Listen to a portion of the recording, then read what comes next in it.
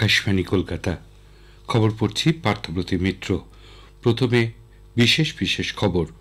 স্বল্প মূল্যের ভীম ইউপিআই লেনদেনের জন্য কেন্দ্রীয় সরকার আজ উৎসাহ প্রকল্প অনুমোদন করেছে। এই প্রকল্পের জন্য 1,500 কোটি টাকা বরাদ্দ করা হয়েছে।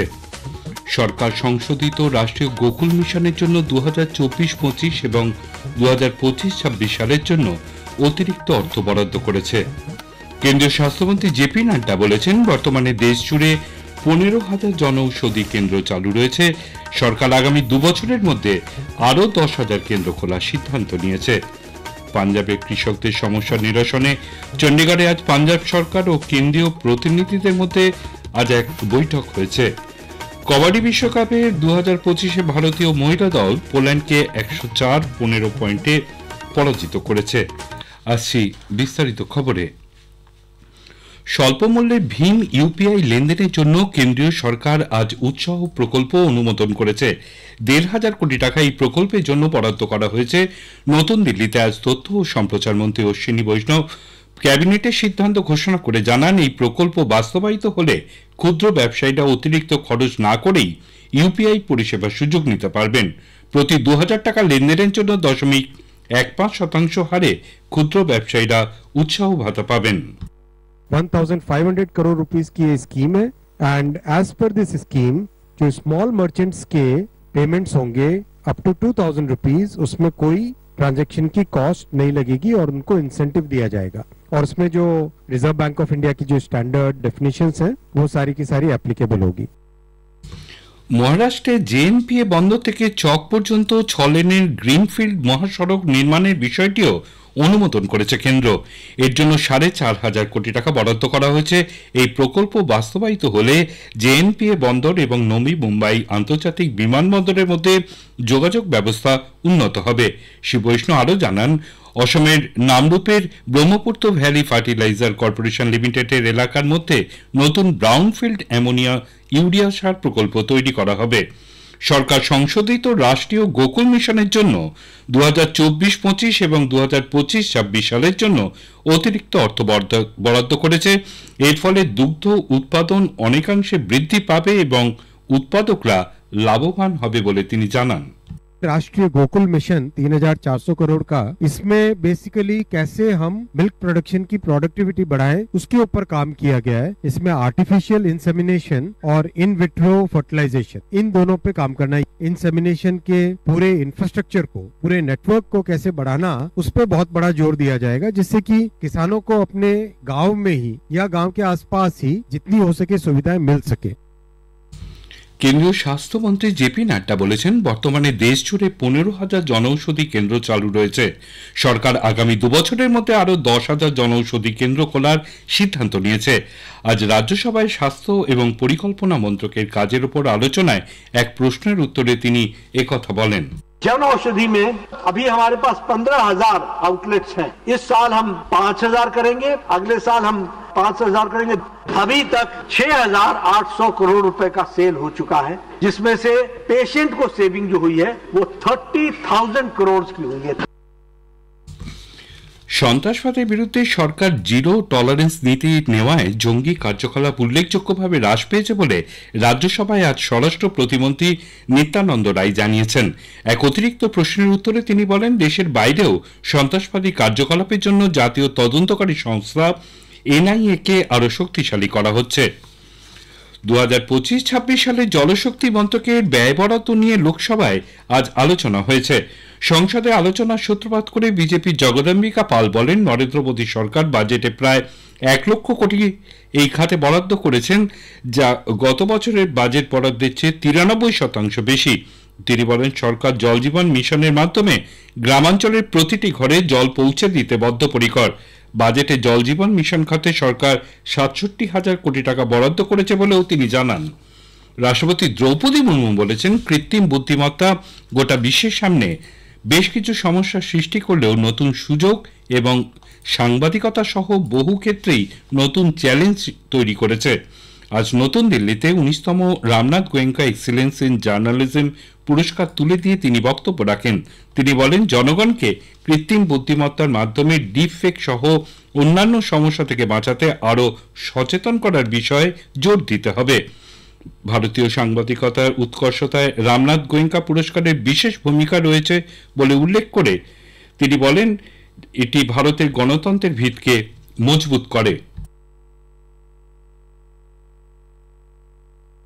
Technological tools are also being applied. To that end, we can hasten that process with proactive campaigns to educate citizens about these pitfalls. In fact, the hazard of deepfakes and the other misuses of artificial intelligence compel us to sensitize all citizens about this critical aspect of news. Bharat 2035 সালে নিজস্ব মহাকাশ station তৈরির পরিকল্পনা করেছে বলে বিজ্ঞান ও প্রযুক্তি মন্ত্রী জিতেন্দ্র সিং জানিয়েছেন। লোকসভায় আজ এক অতিরিক্ত প্রশ্নের জবাবে শ্রী সিং বলেন, এর নাম হবে ভারত অন্তরিক্ষ স্টেশন। সবকিছু ঠিকঠাক এগোলে 2040 সালের মধ্যে একজন ভারতীয় মহাকাশচারী চাঁদের মাটিতে পা রাখবেন। চলতি বছরের শেষে একটি রোবট নিয়ে পরীক্ষামূলকভাবে গগনযান যাত্রা শুরু করবে। সুনিতা উইলিয়ামস নিরাপদে পৃথিবীতে ফিরে আসায় সন্তোষ ব্যক্ত করেন মন্ত্রী। রাষ্ট্রপতি দ্রৌপদী মুর্মু এবং প্রধানমন্ত্রী নরেন্দ্র মোদী ক্রু-9 মিশনকে সফল করতে যারা অক্লান্ত পরিশ্রম করেছেন তাদের অভিনন্দন জানিয়েছেন। সোশ্যাল মিডিয়ার এক পোস্টে রাষ্ট্রপতি বলেন, সুনিতা উইলিয়ামস এবং বাকি মহাকাশচারীদের হার না মানার মনোভাব সকলকে স্তম্ভিত করেছে। প্রধানমন্ত্রী সামাজিক মাধ্যমে তার বার্তায় বলেন, সুনিতা এবং ক্রু-9 মহাকাশচারীরা আরও একবার গোটা বিশ্বকে দেখালেন ধৈর্য এবং সাহসের অর্থ কি। এই খবর শুনছেন আকাশবাণী কলকাতা কেন্দ্র থেকে।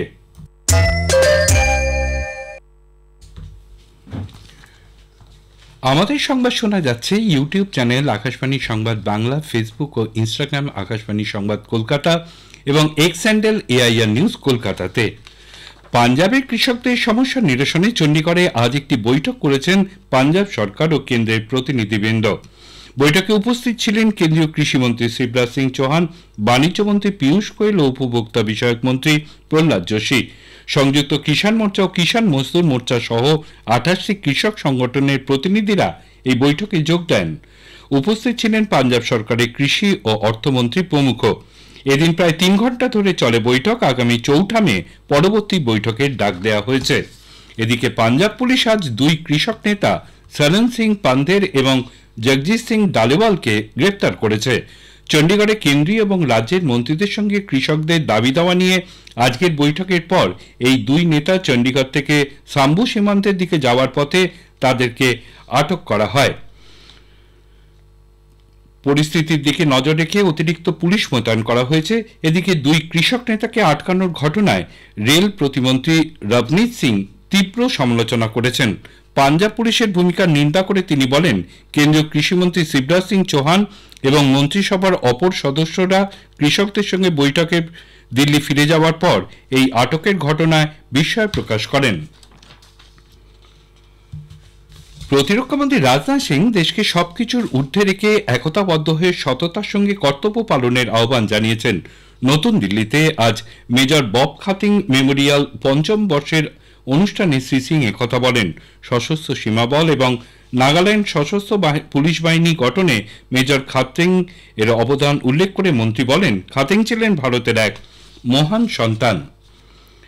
ডাক্তারিতে স্নাতকোত্তরে ভর্তির প্রবেশিকা পরীক্ষা নিট পিজির দিনক্ষণ ঘোষণা করেছে national board of examination for medical science NBEMS। আগামী 15 জুন দেশ জুড়ে নেওয়া হবে এই নিট পিজি পরীক্ষা। প্রতিবারের মতন 2 শিফটে অনলাইনেই হবে পরীক্ষা। নির্ধারিত সূচির আগেই NBE এর ওয়েবসাইট netboard.edu.in এ প্রকাশ করা হবে নিট পিজি পরীক্ষার ইনফরমেশন বুলেটিন। আজিকর নির্যাতিতা তরুণী চিকিৎসকের ডেথ সার্টিফিকেট হাতে পেল তার পরিবার। আজ তাদের সোদপুরের বাড়িতে গিয়ে মৃত্যুর নথি দিয়ে এসেছেন রাজ্যের স্বাস্থ্য সচিব নারায়ণ স্বরূপ নিগম। এতদিন ওই নথি তারা পাননি বলে দাবি করেছেন নির্যাতিতার বাবা মা। একাধিকবার এই সংক্রান্ত অভিযোগ জানিয়েছিলেন। গত 9 আগস্ট আজিকরে কর্তব্যরত অবস্থায় মহিলা চিকিৎসককে ধর্ষণ করে খুন করা হয়। কবাডি বিশ্বকাপ 2025-এ ভারত আবার তাদের প্রাধান্য বজায় রেখেছে। প্রতিযোগিতায় ভারতীয় মহিলা দল গ্রুপ ডির দ্বিতীয় ম্যাচে পোল্যান্ডকে আজ 104-15 পয়েন্টে পরাজিত করেছে। শেষ করার আগে খবরের বিশেষ অংশ আরেকবার। স্বল্প মূল্যের ভীম ইউপিআই লেনদেনের জন্য কেন্দ্রীয় সরকার আজ উৎসাহ প্রকল্প অনুমোদন করেছে। সরকার সংশোধিত রাষ্ট্রীয় গোকুল মিশনের জন্য 2024-25 এবং 25-26 সালের জন্য অতিরিক্ত অর্থ বরাদ্দ করেছে। পাঞ্জাবে কৃষকদের সমস্যা নিরসনে চণ্ডীগড়ে আজ পাঞ্জাব সরকার ও কেন্দ্রীয় প্রতিনিধিদের মধ্যে এক বৈঠক হয়েছে। খবর এখনকার মতন শেষ হলো। এর পরের খবর শুনবেন গীতাঞ্জলি প্রচার তরঙ্গে আগামীকাল সকাল 6:20।